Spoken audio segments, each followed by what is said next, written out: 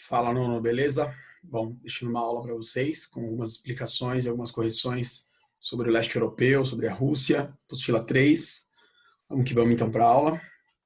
Dúvidas vocês podem tirar aí nas próximas aulas ou mesmo no WhatsApp, enfim, nos plantões, tá bom? Então, lá na página 6, né? O leste europeu é a comunidade dos países independentes. A gente vai falar um pouco sobre os processos de transformação do espaço geográfico do leste europeu, da Rússia em especial, certo? Então, vocês já viram na aula hoje o mapa da Europa antes e depois da Primeira Guerra Mundial, né? A dissolução dos impérios turco-otomano e dos impérios austro-húngaro e a formação de algumas nações dos Balcãs, do leste europeu e por aí vai. Tá? Avançando, vocês têm uma pergunta sobre a paisagem do Império Russo antes da Revolução Russa de 1917, que é predominantemente rural. 80% da população era camponesa, analfabeta. A Rússia era basicamente um país feudal, caracterizado por uma monarquia hereditária, os Romanov, que governavam a Rússia desde 1640, Nicolau II, junto com a Igreja Católica Ortodoxa. A maioria esmagadora da população vivia em condições subhumanas, de extrema pobreza. Com a entrada da Rússia na Primeira Guerra Mundial, a Rússia entrou em colapso, levando então à Revolução de Outubro de 1917, que levou os bolcheviques, liderados por Lenin, ao poder, e a Rússia então se transforma em União das Repúblicas Socialistas Soviéticas e passa a ser o primeiro país socialista de economia planificada do planeta. Claro que numa transição, né, até que eles pudessem ter uma indústria, até que eles pudessem ter uma economia um tanto quanto suficientemente capaz de manter um regime socialista. Uma das características interessantes é que a Rússia, nos anos 1920 até 1950, viveu aquilo que nós chamamos de milagre russo, né? Ao contrário do mundo capitalista que estava desabando nesse momento, por conta da Grande Depressão, quebra da Bolsa de Nova York, a Rússia cresceu economicamente 2, 3 vezes e foi muito superior industrialmente em comparação aos dados dos países capitalistas. A manutenção de um regime autoritário, ditatorial, com um sistema produtivo muito voltado para a indústria de base, gastos excessivos com armamento, corrupção do Partido Comunista Russo,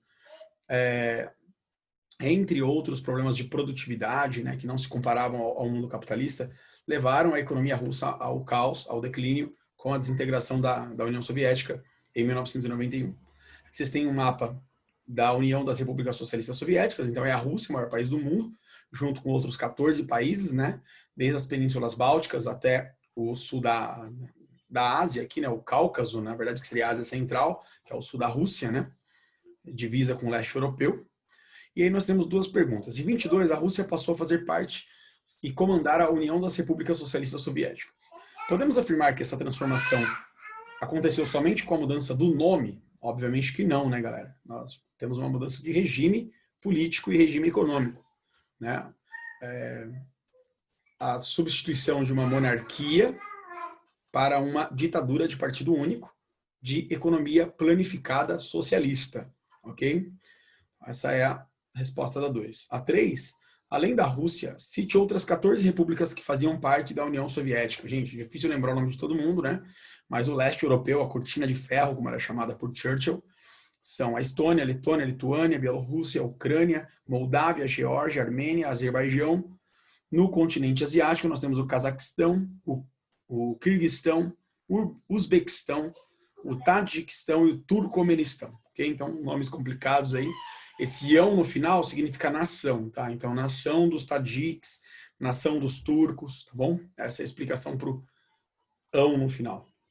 Aqui uma figura de Stalin, né? O maior ditador aí, governou de 1923 até 1953, na sua morte, 30 anos de governo. Está sendo superado pelo atual Vladimir Putin, né? Como o mais longo estadista da Rússia. E um ditador tirano, assassino, genocida, né? Ceifou a vida de pelo menos 20 milhões de russos aí, ou até mais do que isso, durante o seu regime, que foi um regime brutal de perseguição aos opositores, né? E, de uma certa forma, políticas econômicas ineficientes, né? Com pouca produtividade, né? Ainda que durante esses anos, como nós falamos, houve um aumento crescente da indústria e da produtividade russa, o que vai se ver depois dos anos 50 e 60 é uma crise total. A corrida armamentista e espacial foi interessante, a Rússia saiu na frente com maior produção de bombas e mísseis e maiores conquistas espaciais, até mesmo do que os Estados Unidos, que foi depois superado com a criação da NASA. A década de 60 mostra que os Estados Unidos começam então a descolar então da Rússia e passam a ser superiores. Mas até os anos 60, sem dúvida nenhuma, a Rússia foi superior militar e espacialmente em relação aos Estados Unidos. Tá? Aqui na página 9, nós vamos ter dois mapas agora. A Europa após a Segunda Guerra Mundial. Então, a geografia da Europa muda completamente com as duas guerras. Né? A segunda, nós temos uma série de países que foram desmembrados, né, antes e depois da Segunda Guerra Mundial. Tá? E, claro, o mapa da cortina de ferro, o mapa da Guerra Fria, que separa, então, o leste europeu socialista do oeste europeu capitalista. Ok? Pergunta. Observe e compare o mapa da mapa da Europa após a Segunda Guerra Mundial com o seu mapa político atual. Então, quem tem Atlas aí, ou quem, né, pode pegar no Google mesmo o mapa político atual da Europa, dá uma comparada, bate o olho nos países que existiam antes e depois e tal. É bom fazer essa análise, importante para vocês, para citar quais são as principais diferenças territoriais. Então, de forma geral, atualmente não existem mais a antiga Tchecoslováquia e a Iugoslávia, né? Que viraram República Tcheca e Eslováquia, e a Iugoslávia que deu origem a 6 repúblicas do leste europeu, né? Sérvia, Bósnia, né? Montenegro, Kosovo, Croácia, e assim por diante, tá? A Alemanha não está mais dividida, ela ficou dividida sobre o leste soviético e oeste capitalista, né? Apoiado pelos Estados Unidos, não existe mais, foi feita a reunificação da Alemanha, né? Em 1989, com a queda do Muro de Berlim, e o fim da União Soviética, né? Claro, dando origem a 15 países atuais aí, parte deles formando um bloco econômico chamado SEI, Comunidade dos Estados Independentes, e uma outra parte adentrou na União Europeia. Tá? Bom, acho que de forma geral é isso. Tá? Muito bem. Então, após a Segunda Guerra Mundial, Estados Unidos, Inglaterra e União Soviética, por meio de algumas conferências, como Yalta e Potsdam, lançam bases territoriais para a Guerra Fria, ou seja, vão dividir o mundo europeu em socialista e capitalista. Tá? Acho que essa é a grande sacada aqui. E a Rússia como potência do século XX. Né? Então, um pouco do que está aqui eu já falei, né? Sobre a evolução econômica e o espaço geográfico da Rússia, que era um país rural, um país feudal, se industrializou muito dos anos 1920 a 1950, e depois, ao longo dos anos 70, 80, foi decaindo até mesmo entrar em caos e se desintegrar. Tá? Acho que é a grande real. O que nós precisamos entender é como funcionava essa economia da Rússia. Né? Então, a economia da Rússia, basicamente, era uma economia estatal, onde o Estado, o governo russo, é dono de todas as empresas, bancos, indústrias e tal. Há um plano quinquenal, ou seja, um plano de 5 em 5 anos para produzir aquilo que é necessário para a manutenção da sociedade, né, da população como um todo. E as atividades econômicas não são diretamente voltadas ao lucro, mas à própria manutenção da qualidade de vida da população russa. E é justamente isso que torna uma economia muito frágil, porque não tem para quem vender, acaba não tendo lucro, acaba não tendo muito da onde tirar, e havia uma enorme corrupção no Partido Comunista Russo, tá? Privilégios para os membros do governo e pão e água para os trabalhadores. Né? Então, uma situação ditatorial, né, extremamente ruim, que passa a ser questionada a partir da década de 50 para 60. Várias repúblicas soviéticas começam a se manifestar e exigir a abertura política, a abertura econômica e por aí vai. Lembrando que a Iugoslávia nunca fez parte da União Soviética. A Iugoslávia, desde 48, se opôs, né, a ser um membro da República da União Soviética, e eles preferiram manter um sistema híbrido, ou seja, a Iugoslávia era um sistema com características do capitalismo e do socialismo ao mesmo tempo. Então também é importante, que vai depois, infelizmente, gerar várias guerras, que até caiu uma questão na prova, vocês lembram disso, a Guerra da Bósnia de 92 a 95. Tá? Durante a Guerra Fria, assim como os Estados Unidos criaram um plano Marshall para a reconstrução da Europa capitalista, a União Soviética também cria o seu plano econômico, chamado Comecon, tá? Ou Conselho para Assistência Econômica Mútua, que tem como objetivo financiar e apoiar os países socialistas. Tá? competindo então com o Plano Marshall para não deixar então a peteca cair. Tá? No tabuleiro geopolítico bipolar também houve a criação de organizações militares, né, por parte dos Estados Unidos. A OTAN, a Organização do Tratado do Atlântico Norte, que é uma organização supranacional militar que une os países do Atlântico, né, Europa Ocidental, Estados Unidos. E qual que é a regra da OTAN? Né? Caso a União Soviética atacasse um dos membros, os membros se ajudariam. Tá? E a OTAN, curiosamente, ela existe até hoje, né? Então tem bases militares da OTAN espalhadas pelo mundo todo até os dias atuais. Normalmente quando os Estados Unidos fazem uma ofensiva militar a algum país, como o Iraque em 2003, o Afeganistão em 2001, a Síria em 2017, normalmente é utilizando bases militares da OTAN, que é financiada principalmente pelos Estados Unidos e pelas maiores potências da Europa Ocidental, Inglaterra, Alemanha, França, são países aliados dos Estados Unidos, tá? Para não ficar para trás, a Rússia também lança uma aliança militar chamada Pacto de Varsóvia, vocês já estudaram isso, né? E mesmo objetivo, né? Criar um exército supranacional com o objetivo de se defender em caso de ataque inimigo. Todos saem em defesa do aliado atacado por alguém, tá? Na página 11, nós temos a pergunta: o que apontam os dados do gráfico e qual a relação com o contexto da Guerra Fria? Vejam que aqui nós estamos vendo a produção de armas nucleares. Então, durante a Guerra Fria, houve uma enorme corrida nuclear, uma enorme corrida armamentista. E, de forma geral, a gente percebe aqui nesse gráfico, de 50 e 60, os Estados Unidos tinham bastante força aqui, né? E na década de 80 e 90, a gente percebe que destoa bastante o número de investimentos, né, no caso, em armas nucleares. Então, de forma geral, comparativa, o número de ogivas nucleares que a Rússia tem é maior, inclusive, do que dos Estados Unidos, mas ambos têm condições de destruir o mundo inteiro caso fizessem uso das bombas de hidrogênio, principalmente, que tem uma capacidade muito destrutiva. E é isso aí. Bom, a guerra de tecnologia também caminha lado a lado, né? Gente, nem tudo que é produzido para fazer guerra é utilizado apenas para fazer guerra, né? Então, a corrida espacial, o uso de satélites, né, para o espaço e foguetes e tal, vai dar origem à telecomunicação, né, à internet, à informática.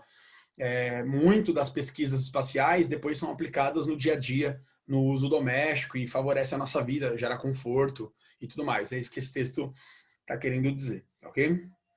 E aqui na parte de baixo, a Europa, né, eu falei com vocês um pouquinho da União Europeia. A União Europeia é um bloco econômico mais desenvolvido do mundo que foi criado para se recuperar da Segunda Guerra Mundial.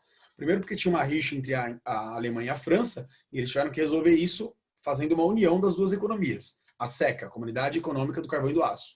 Depois esse bloco econômico foi evoluindo para devolver à União Europeia um mercado consumidor que ela tinha perdido, porque as colônias se tornaram independentes, né? As regiões que antes eram dominadas pela Europa se separaram da Europa, se tornaram independentes, e a Europa não tinha condições de manter uma produtividade e um mercado consumidor nos padrões do antes da guerra, né? Então, a união, a integração econômica dos países da Europa, ela visa o quê? Criar um mercado consumidor estruturado para que a Europa pudesse, de fato, se reconstruir sem ficar totalmente dependente dos Estados Unidos, podendo, inclusive, competir, né, com a economia americana e competir com o Japão, que é um país que da década de 70 para cá cresceu muito, tornando-se uma das 3 maiores potências econômicas do mundo. Tá? A outra questão importante é a questão nuclear. Como a Europa tem um território reduzido, com países pequenos, a questão das matérias-primas e principalmente fontes energéticas são reduzidas no continente europeu. E, salvo engano, algumas poucas regiões, o potencial hidrelétrico também é muito reduzido, porque a Europa é predominantemente formada por planícies, por áreas navegáveis e baixas, e não com rios com capacidade de produção hidrelétrica. Qual é a alternativa, então, para a Europa? Sendo que ela não pode mais extrair recursos minerais ou naturais, de forma geral, das colônias que não são mais colônias. Não tem tanta capacidade, tanto armazenamento de recurso natural fóssil. A solução foi a Euratom, né? Que seria então um programa nuclear de desenvolver energia elétrica através de usinas termonucleares. Então, a utilização de energia nuclear na Europa ela é fundamental em grande parte dos países, principalmente os países mais desenvolvidos, porque é uma solução para o fornecimento de energia elétrica. Tá? Acho que essa é uma relação importante para vocês. A Rússia, vocês já viram que tem potencial hidrelétrico, né? Tem carvão, né? Tem petróleo, então a Rússia é uma exceção, mas a maioria dos países da Europa dependem, então, de fontes renováveis, né? Nós sabemos que a energia nuclear, ela é limpa, né? Ela não emite gases de efeito estufa, mas em caso de vazamento, explosão, enfim, superaquecimento de reator, pode causar tragédias, como vocês viram lá em Chernobyl, na Ucrânia, né? No norte da Ucrânia, divisa ali com a Bielorrússia, onde houve um aquecimento anormal, né, do reator, gerando uma explosão da usina de Chernobyl, e a Rússia, a União Soviética, ao invés de já procurar ajuda internacional, de tentar eliminar e criar ações mitigadoras para reduzir o impacto ambiental, acabou tentando esconder o fato, né? E ao esconder o fato, gerou uma enorme liberação de radiação em todo o leste europeu, tá? Aquela região hoje basicamente virou uma região fantasma, né? Inabitável, basicamente. E esses são os danos, então, da má utilização e de possíveis acidentes, em casos de acidentes, com utilização de tecnologia nuclear, tá? Junto com bombas, nós temos também a utilização de energia elétrica. Não é tudo, nem tudo é bomba, tá, gente? É importante vocês saberem. Até o Brasil também tem 2 usinas nucleares funcionando, Angra 1 e Angra 2, e se não fosse a corrupção sistêmica do Brasil, nós já teremos muito mais capacidade de produção de energia nuclear, que, bem utilizada, bem programada, bem monitorada, é muito viável, porque a capacidade de energia nuclear comparada com petróleo é extremamente maior e menos danosa ao meio ambiente, ao aquecimento global, etc. Tá? Para terminar, então nós temos aqui a página 12, né? Questão 2. Com base... não posso pular aqui, né, gente? Como que acabou a União Soviética, né, gente? Então, a crise econômica instalada pelos gastos excessivos com armas, pela corrupção, pela precária, vamos dizer assim, pela ineficiência econômica das indústrias soviéticas, levou a economia da União Soviética a uma crise terrível. Em 85, o último grande líder do Partido Comunista Russo, o Mikhail Gorbachev, ele criou 2 tentativas de salvar a União Soviética. A primeira foi a Glasnost, que é uma política, que é uma decisão política de democratizar a União Soviética, ou seja, de criar um multipartidarismo, permitindo que a população pudesse concorrer às eleições e pudesse votar nas eleições. Então, tenta-se diminuir a ditadura, eliminar a ditadura e fazer com que a população pudesse ter participação política. Acabou que a população ficou mais insatisfeita ainda, que agora estava tendo um pouco mais de espaço, então eles tomaram coragem e foram para cima dos governos soviéticos. A segunda foi um plano econômico chamado Perestroika, que significa reestruturação, onde a economia russa, então, soviética, abriria espaço para a entrada de capitais estrangeiros, de empresas estrangeiras. Era uma forma de tentar salvar a economia da União Soviética. O fato é que nenhuma das 2 medidas deu totalmente certo, tá? Houve uma oposição gigantesca por parte do Partido Comunista, que não queria abrir para o capitalismo, e houve uma tentativa de golpe de Estado, né, por parte do Partido Comunista Soviético. O Mikhail Gorbachev acabou que ele renunciou, o poder foi para as mãos de um presidente chamado Boris Yeltsin, né, que é um presidente que vai comandar a Rússia pós-desintegração da União Soviética. Então, em 91, nós temos oficialmente o fim da União Soviética, após a queda do Muro de Berlim, após a reivindicação de independência de alguns países, né, por exemplo, das penínsulas bálticas, Letônia, Estônia e Lituânia, depois é a vez da Iugoslávia, enfim, Polônia, a antiga Tchecoslováquia, vários países vão pulando fora da União Soviética e em 91 é o fim, então, da União Soviética. Vocês têm aqui uma foto dos presidentes Mikhail Gorbachev, União Soviética, com o presidente americano Ronald Reagan, em uma reunião justamente para que a Rússia voltasse a ser capitalista, tá? Para que o leste europeu deixasse o socialismo e voltasse a ser capitalista.